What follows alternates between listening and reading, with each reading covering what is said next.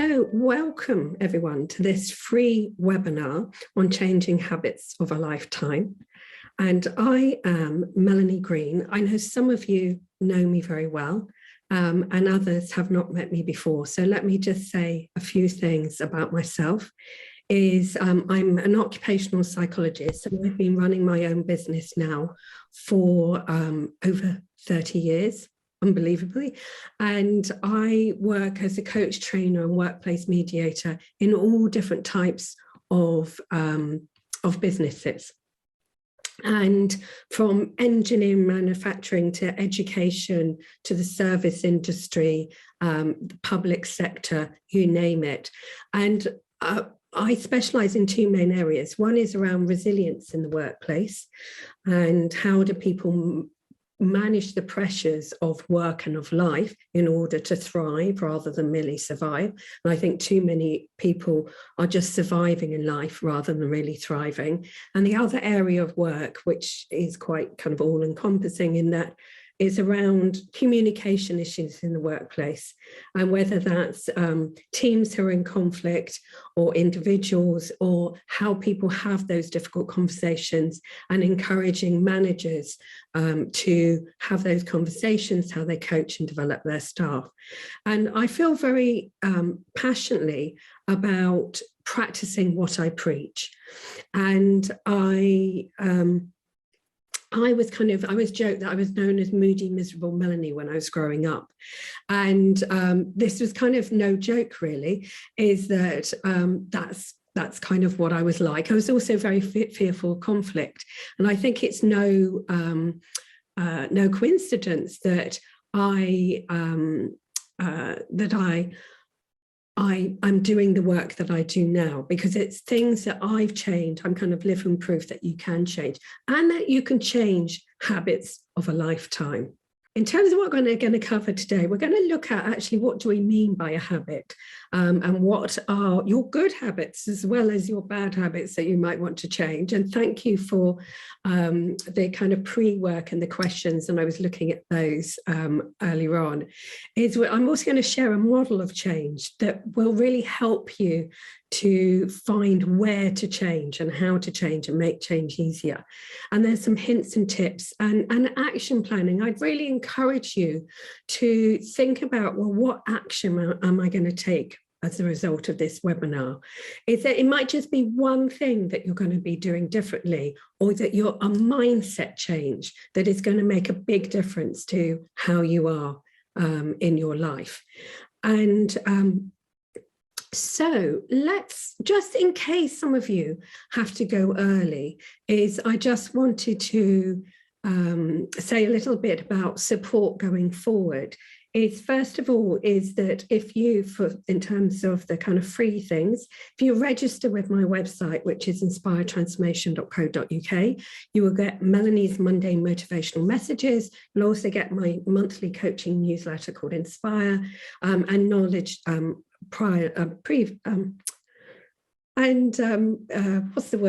information about future webinars as well. So I also, starting next Monday, I've got an 8-week video based course called Being and Doing. And it's about getting your year off to a flying start.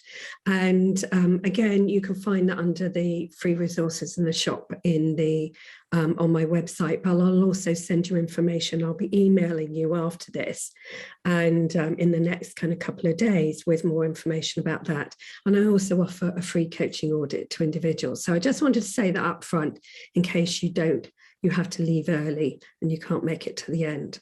So let's dive into habits and routines. What's the difference between the two? And I always like going to the dictionary for a good definition. And the dictionary definition of habit is a settled tendency or usual manner of behavior, an acquired pattern or mode of behaving. And a routine is a regular course or procedure, or something habitual or mechanical, established procedure. So I give you some examples that I have a very clear morning routine. And so now that I get up very early. I also have an evening routine, which means that I get to sleep very early because I'm definitely an early bird, and I sleep well, get up very early. I do my morning Pilates while listening to an inspiring podcast. I have my breakfast. I do my Buddhist practice. I do an early morning walk. That's my routine.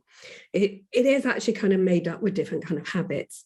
In terms of habits and thinking about poor, bad habits we might have. So I have got the habit is that if I'm sat down in the evening watching a TV, I find it hard to watch something without eating something. And I don't mean my evening meal.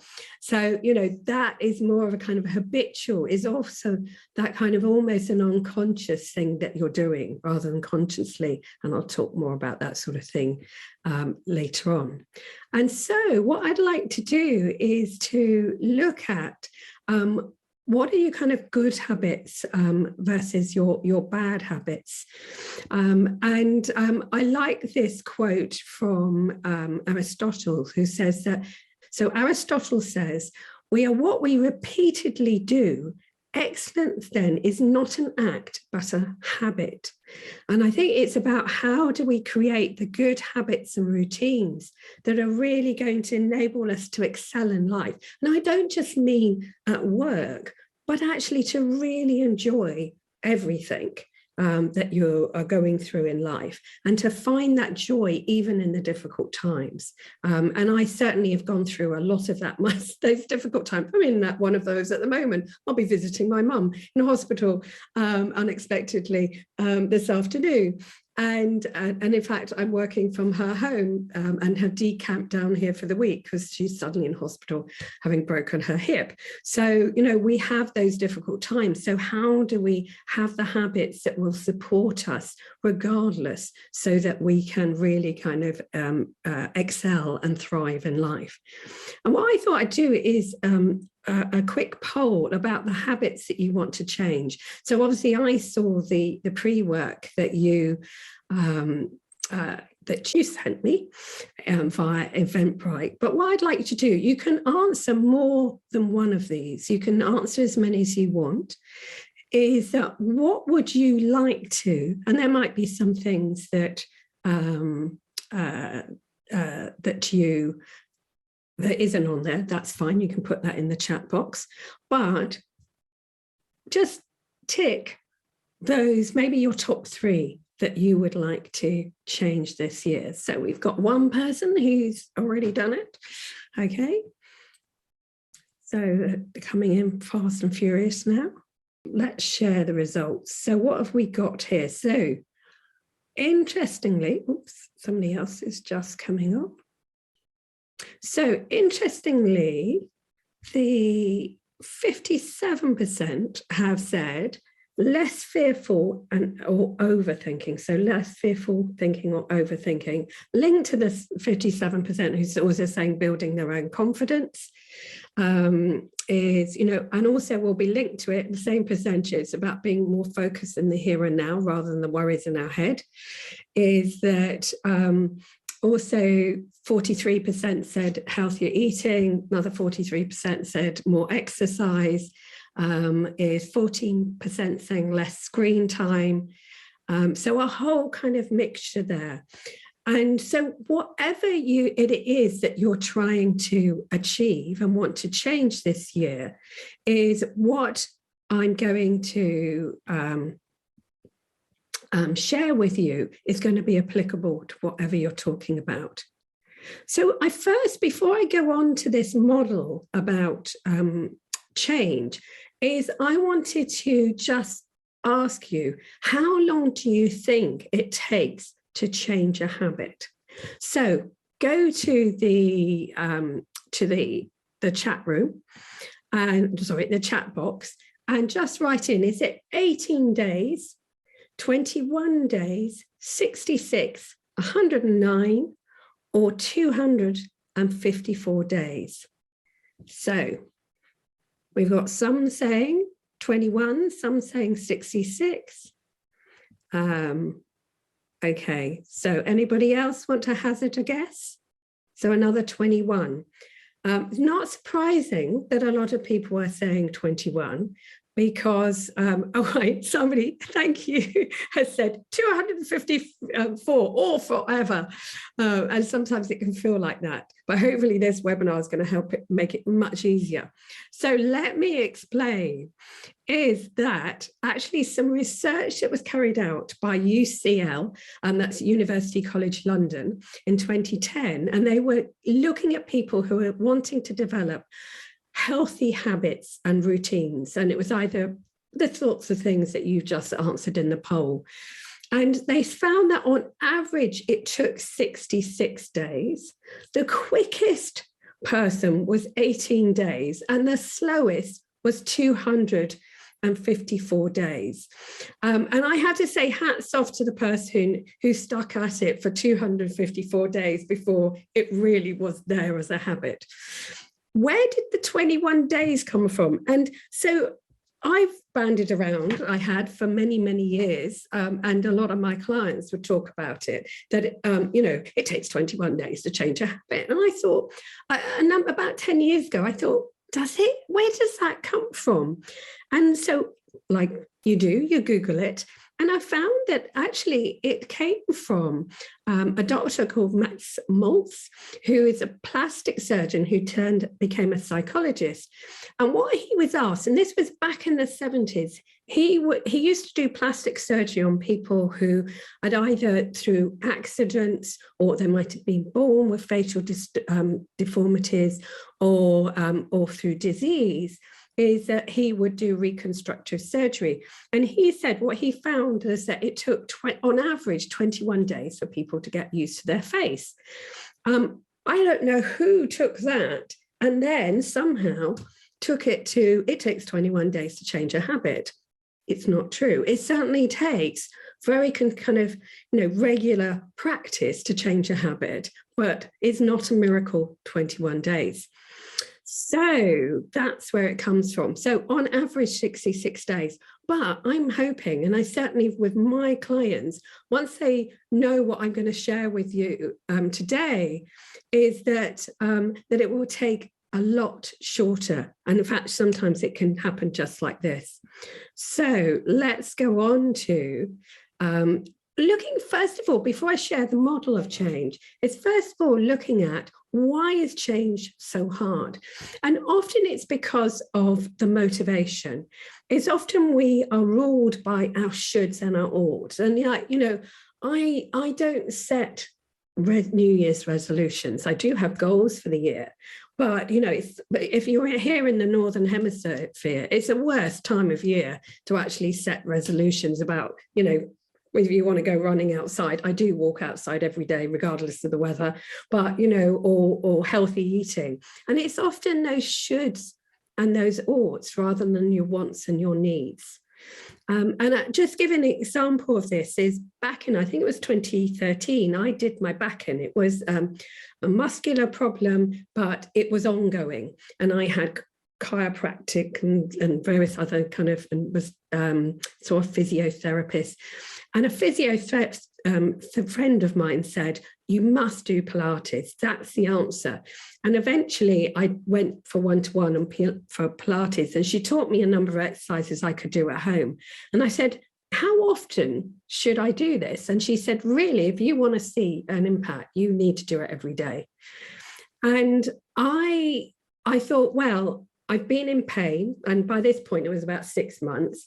I'd lost out on holiday, and the insurance company hadn't paid out, so I'd lost money. I thought, I don't want to be. I'm self-employed, so I need to be kind of fit. In those days, I was driving around. Nowadays, I do all my work from home remotely, and I had a strong want and need to actually get well. And so from that day forth is that I gave myself permission to do it 6 out of 7 days. But I would get up, go to loo, do my Pilates, and I still do that. Now I can get away with doing it 4 or 5 times.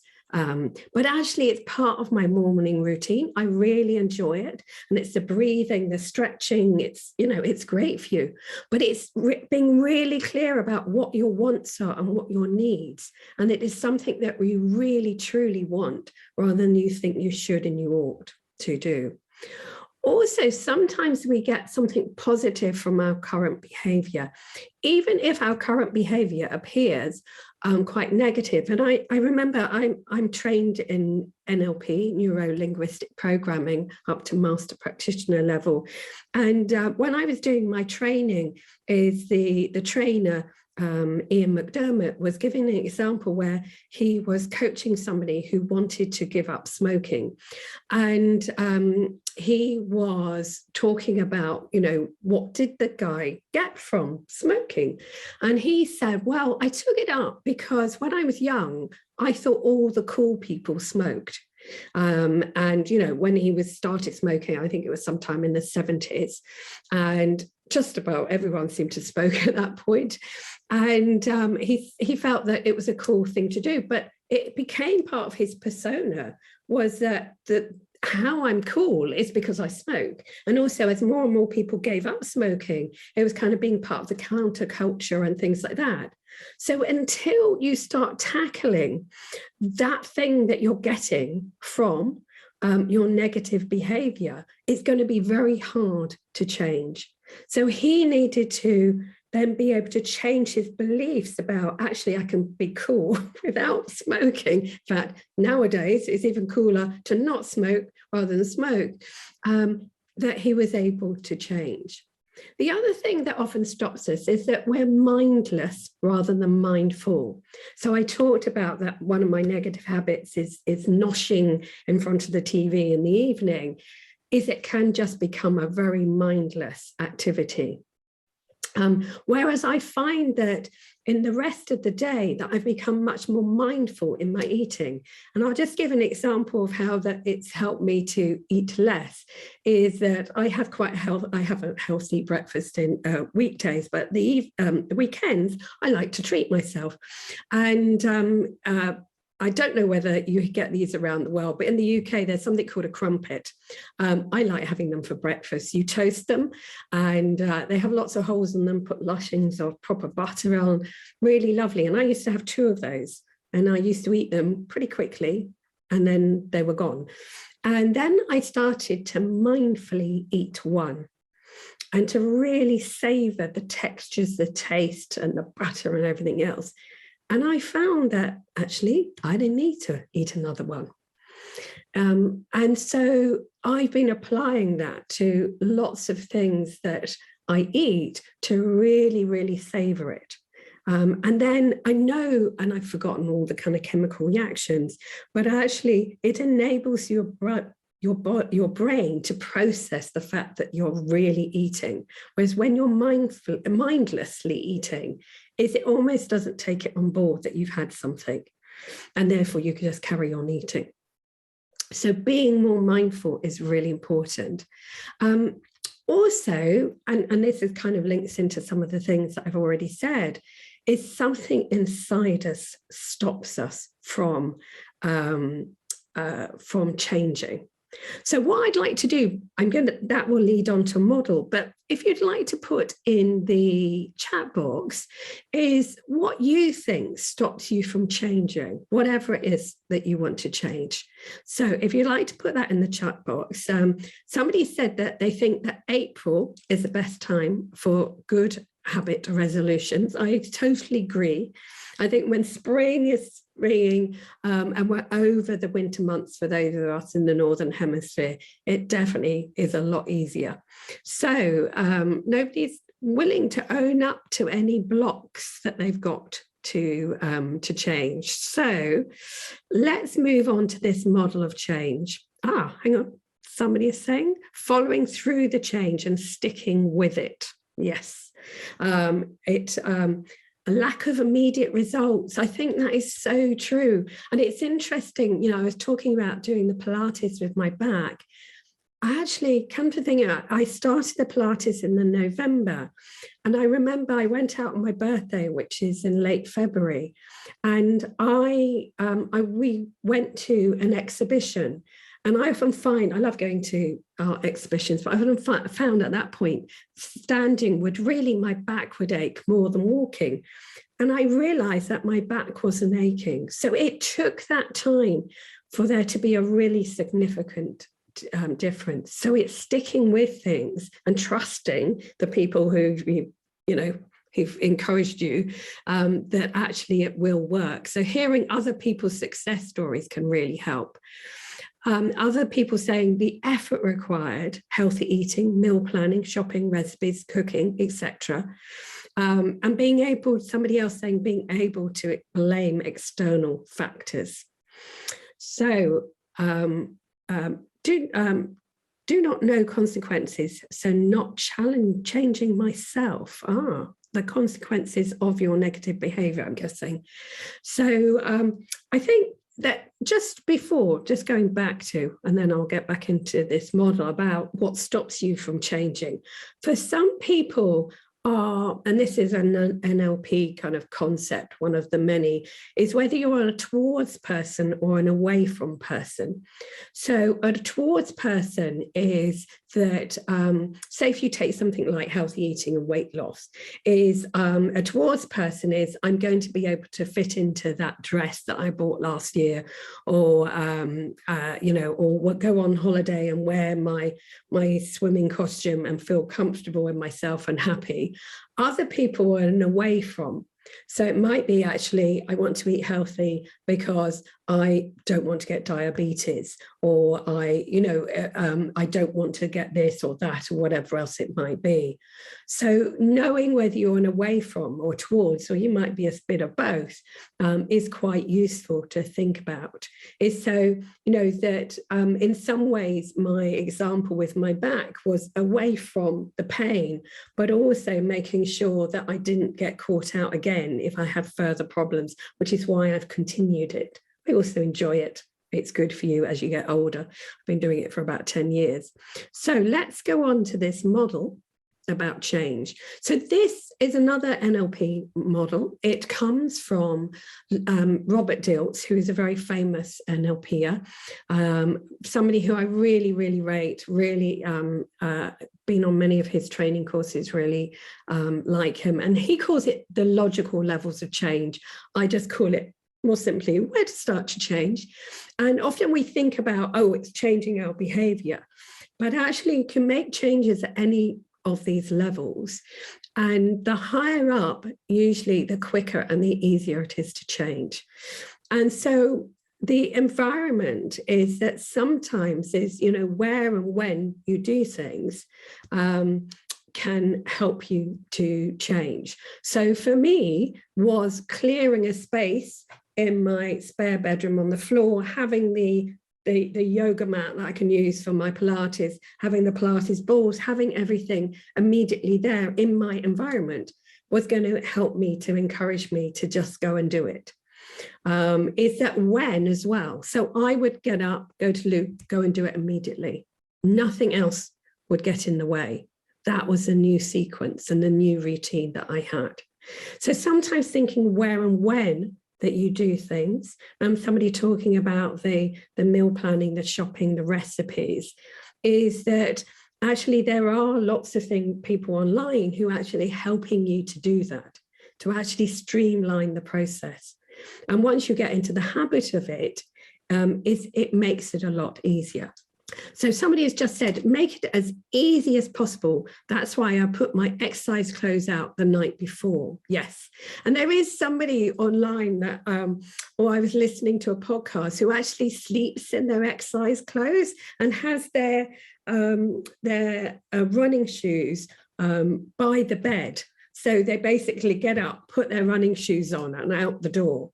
And just saying that, my brother who runs, I walk, I go for daily walks, my brother runs, and he said the hardest part of running is stepping over the front doorstep. And I think that's a really kind of interesting idea. And another one, just a little trick that, while we're on exercise, is that I kind of have ongoing health issues, and particularly when it's bad, is that I kind of think, I don't want to, I was very tired this morning. I'm juggling work, visiting my mum every day, driving and everything else. And but I always know I will feel better afterwards. And but I also have the kind of mindset, and it comes onto this model, is that doing something is better than nothing. So actually going for a 10-minute walk is better than doing nothing, and usually leads me to walk longer and farther. So let me talk more about this model. So when and where might be important. Behavior, what? What do you need to do? Now, most of us know we have the behaviors. We've learned that. If you take something like assertiveness, it's often we can be assertive in one area of our lives and not another area of our lives. If you take discipline, you might be very disciplined in one area of your life. So maybe you're very disciplined at work, but not when it comes to exercise and healthy eating. So we do know the behaviors, but something higher up in this model is stopping you. Now, competence, how I describe this is that what makes you competent or not in whatever it is you're trying to do is how you represent things up here. So it's the messages that you send yourself, or the pictures that you have in your head. So if, the person who is kind of saying the blocks to healthy eating is the planning, the shopping, the recipes, never mind the cooking, etc., is that therefore, if you've got all of those messages and pictures in your head, then that's going to stop you from behaving. Now, they are driven by either your beliefs about the situation or the other people in the situation, or identity as beliefs about yourself. So, for example, if you kind of say to yourself, well, I've always been a kind of very laid back, undisciplined person, that's a label, an identity, is that you've labeled yourself with. Maybe other people have labeled you, maybe it came from your parents. You've never stuck at anything, and you've taken that on board as to who you are. Or it might be beliefs about the situation. If you have a belief that actually I can find a way of cooking healthy foods that are quick and easy to do and enjoyable, then that will make the behavior a lot easier. I do love cooking, and I love eating good food. Therefore, I love cooking. But I listen to interesting things while I'm cooking, because a lot of people say, well, cooking's really boring. Well, I listen to something, interesting podcasts or plays or whatever else it might be on the radio that keeps me entertained while I'm doing whether it's cooking or the other boring things in life. So it may be, I'm going to come back to the things in the chat box in a moment. So it might be at level of beliefs or identity. And the highest level is at level of spirit and purpose. So either that kind of sense of purpose that you have in life can be something that, so I have part of my huge sense of purpose is to inspire others to lead healthy, happy lives and to really thrive in their lives and thrive at work. And I believe passionately in practicing what I preach. So it means that actually I take action. Is that I am always putting things into practice. So that's, because it's linked to my purpose. It also benefits me. It might be that your sense of purpose, if, for example, that you really do need to lose a lot of weight. And if you've got young children, you might kind of think, and I've heard this with somebody who was saying, I want to, actually it was their grandchildren, they got to that stage. They said, I want to be here as long as possible for my grandchildren. I want to be able to run around with my grandchildren. And that's my motivation. And that's quite a powerful motivation to therefore do the things that you want to do to lose weight. But also the sense of spirit. And if you're in really low spirits, it's hard to change anything, which is why if you're in the Northern Hemisphere, trying to change anything in January is not, often not a good time to change, because we have very short days. They're often dark and gloomy. Often the weather's not good. And people can they can suffer from seasonal affective disorder, etc. So what is it that raises your spirits? Is that and puts you, and it might be, if you're religious, it might be a religious practice. It might be my early morning walks. It's not just for exercise. Now I'm here in South London with my where staying at my mum's house at the moment, as she's in hospital. And so my walks are not in nature as I would know it, but I walked along. They've created a path parallel to the railway line, just a street away from my mum. And on one side, as you walk, there's a golf course, and it's winter, so actually the leaves off the tree, I can look down on that.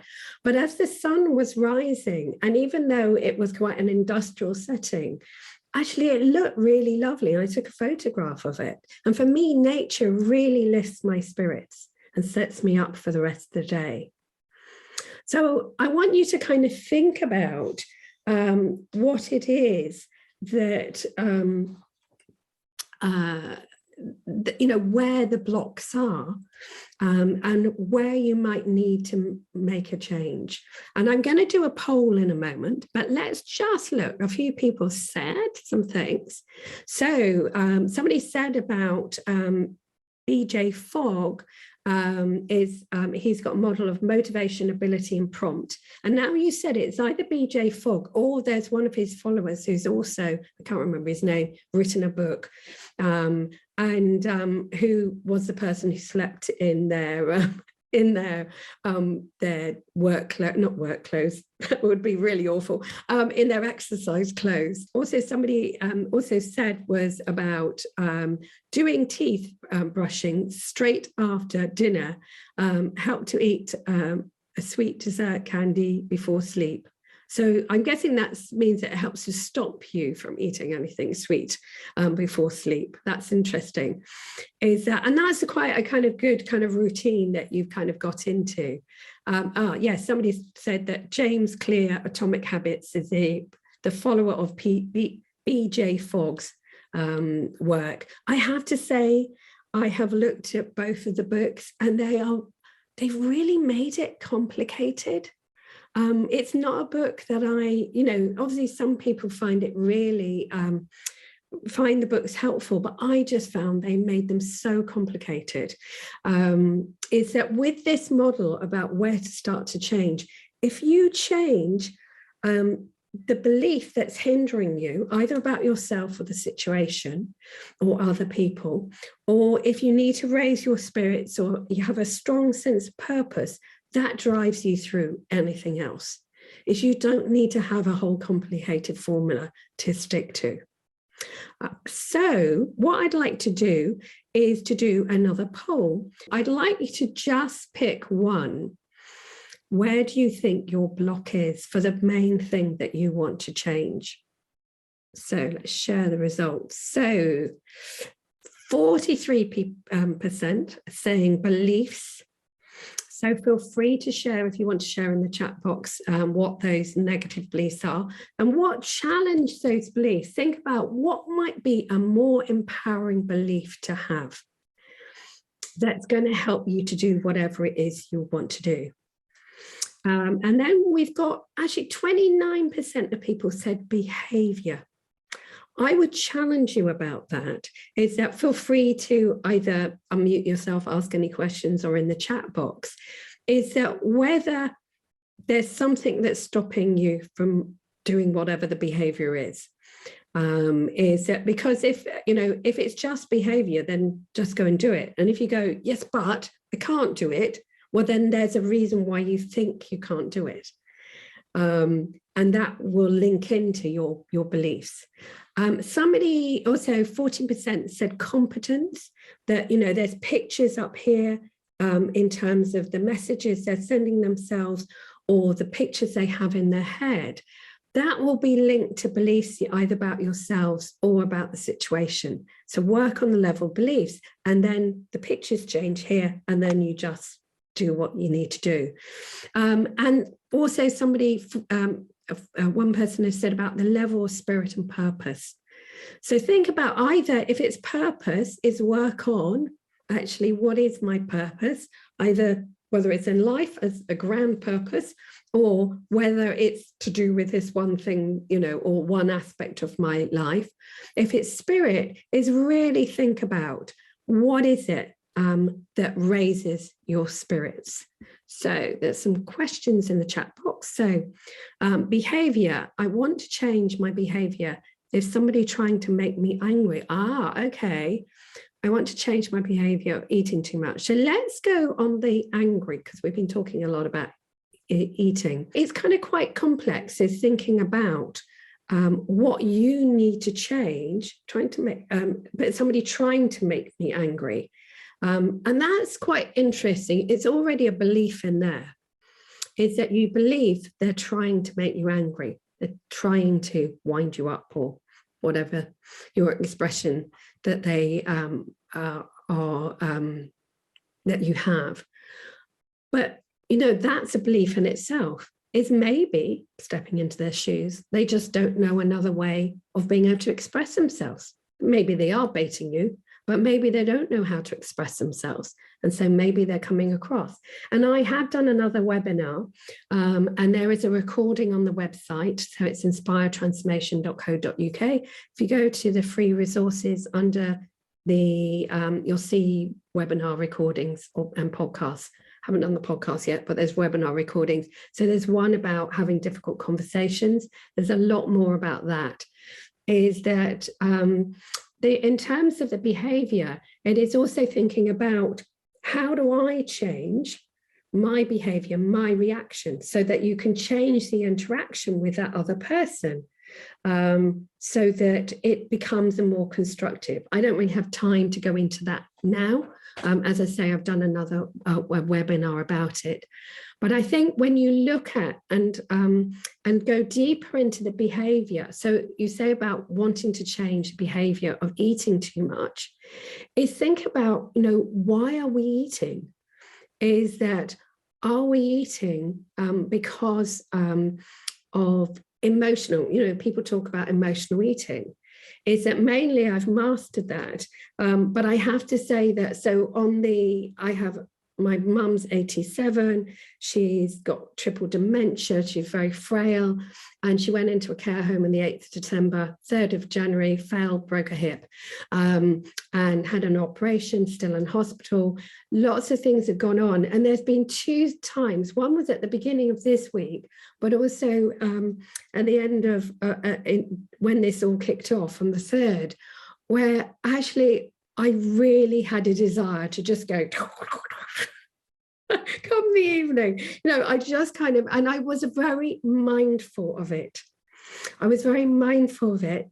And I always kind of say in those situations, that's okay, and I wrote in my journal. I really recommend for all my clients to keep a journal, to process all of your emotions in order to be able to manage our behavior. And I allow myself treats. And they will be limited, whatever they might be, and to really savor and enjoy them mindfully. So the mindfulness really comes into being able to often control our behavior, whether that's how we're interacting with other people, how we're managing our eating or our exercise or whatever else. And what I would say is I will send everyone, when I, in a few days' time, send the PowerPoint, etc., but a mood map. And again, I encourage my clients to check in with themselves at least once a day. There are also apps as well. I'll send you some links to some apps that I recommend. They're not mine. I don't have any deals with them to get any commission from it, but I do recommend them. Is that so that you are much more mindful, and that will enable you to start to control your behavior. If you've got any more questions about that, feel free to get back to me about that. So moving on, just a few things about changing habits. And, this is based on research there's been lots of research around positive psychology and neuroscience in the last few years. And what they found is that it's much easier to create a new healthy habit than stop a negative habit. So one of the habits I had was, when I was driving long journeys, was to, if I was feeling tired, was to eat sweets. And so rather than go, right, I've just got to stop that, is I still had a need to kind of keep myself, awake, is that I would eat carrots. So I'd prepare some carrots beforehand, or I eat nuts, not fried nuts or sorted nuts or whatever else like that, which also gives me a number of different vitamins. So think about actually how do you create new healthy habits rather than just stop other ones. It's also linking a new habit to another behavioral habit. So, for example, I'm often talking to clients about mindfulness, to be much more mindful. I coach a lot of people who are very stressed, a lot of very stressed executives, but also I seem to specialize in stressed teachers who get recommended to me. And what I don't want to do is add to their load by going, you need to do a mindfulness exercise at the beginning of the day. What I say to them is, I talk about their schedule and I say, okay, you shower in the morning, have a mindful shower, be completely in the moment in your shower. Mindfully brush your teeth, mindfully eat, mindfully drive to work rather than mindlessly be worrying about the day ahead or something from yesterday. So linking it to something you already do can be a good way of encouraging yourself. The other way to encourage yourself is to create a winning streak.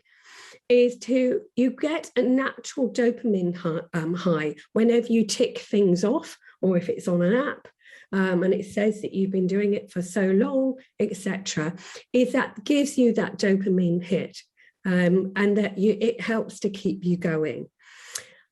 Also linked to that is you will have setbacks, you will have slip-ups.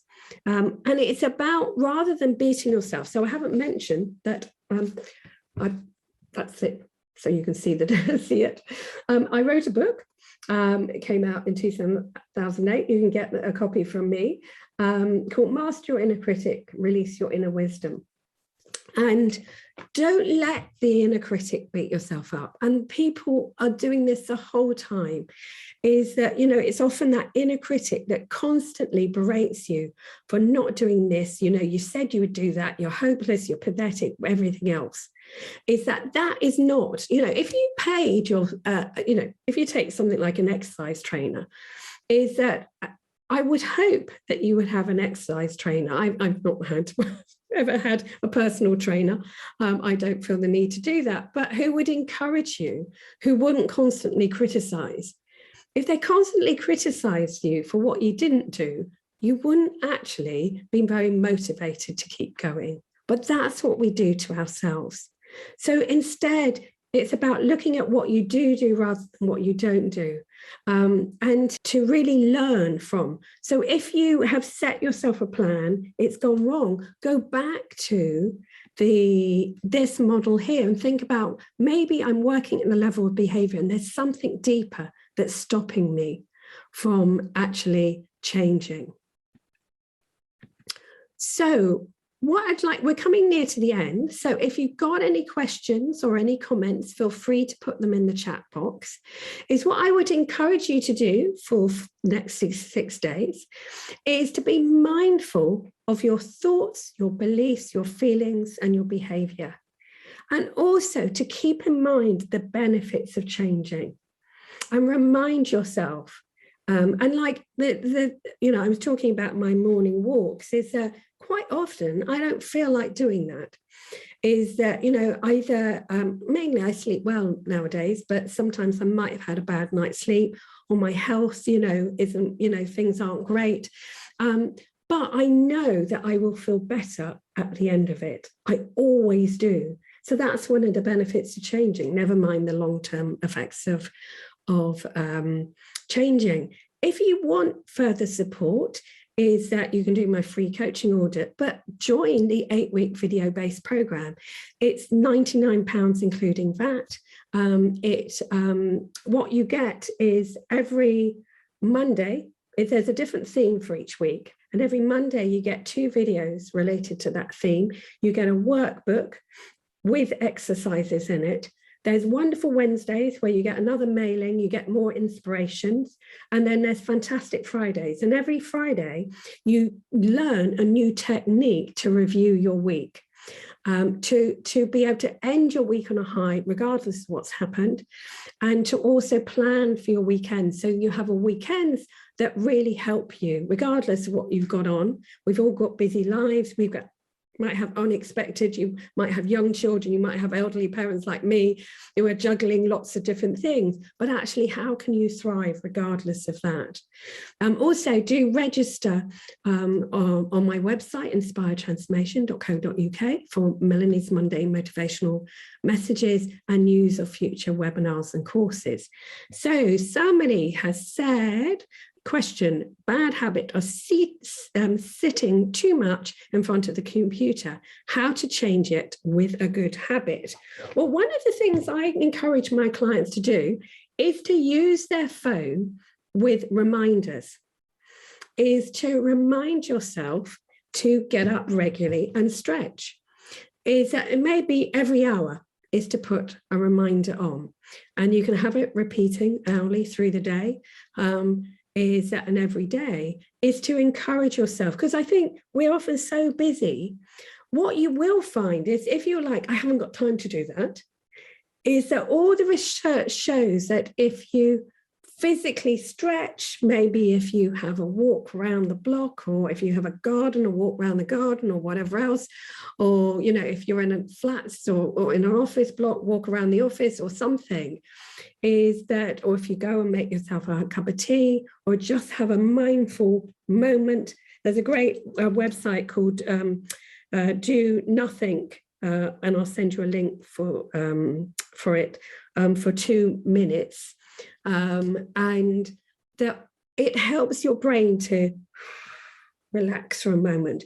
You will come back refreshed, even if it's just a micro break, and you'll be more effective.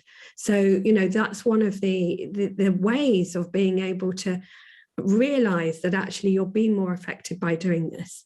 Somebody else said, relating to food again, eating more good food may fill you up, so you eat less unhealthy food, rather than saying, I'm not going to eat unhealthy food. And I think that's right. It's about cooking really healthy food to fill you up. Unfortunately, with emotional eating, it doesn't really matter how full you are. So it's about then, how do you really look after yourself? And again, that's where the book comes up, is that, or the courses that I run, is about how do you look after yourself and nurture yourself, rather than beat yourself up and then end up doing a lot of emotional eating. So walk up and down the corridor every hour, every half an hour. Yes, well done. That's great. That's a good idea. Be mindful when you're doing it. Is that if you can, where, despite the fact that I'm at my mum's and I'm in South London, is she's got very mature trees. I'm upstairs, and in one room the blossoms have started, and the other one I can look out, and there was a blue tit out there just before I started the webinar, and I just sat there looking at the bird and just looking at, there's a rose that has gone all the way up to the second, and I can see the rose hips. So actually, just sometimes a mindful moment can kind of bring you into the here and now, and you will be much more effective. So that's all I've got to say today. Is what I will do is we will edit the video recording, and once that's sorted, I will email you with a link to that. Feel free to share it with other people. I will send you the PowerPoint. I'll also send you a link to a great app for monitoring your mood, your thoughts, and it's based on cognitive behavioral therapy, so it's really good. And also, I will send you a link to my Being and Doing course. And thank you, Carol, for saying she can recommend my Being and Doing course. It will help you with behavioural changes you wish to make. So thank you so much. Carol was last year, I think it was last year or a couple of years ago. So thank you very much for everyone attending, and hope to see you on future webinars, but maybe also on the Being and Doing course. It starts next Monday, but you work through it in your own time. And you also have life lifelong access to the material as well. So that's really useful. So thank you very much, and feel free to ask any other questions, but that's all for now. Goodbye.